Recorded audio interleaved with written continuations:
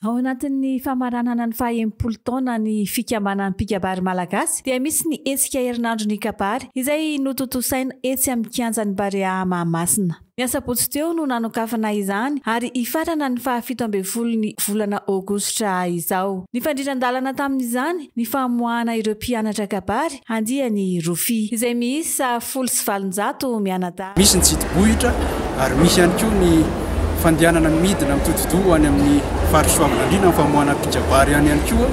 Misy ireo zahatany maro samihafa ao anatin'izay misy sehokanto sy ny hetsika maro samihafa eo an'io fikambanana.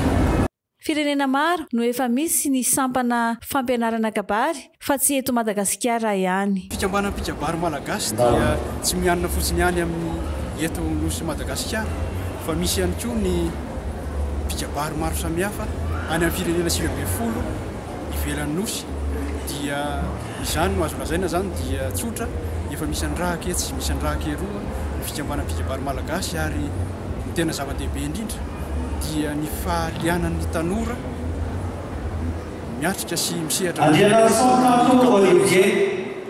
efa tsapaka ankehitriny fa miroborobo ny sehatry ny kabary ary tena mahavelombolo. Ny kabary amin'izao fotoana aloha dia efa miroborobo tanteraka izy amin'izao.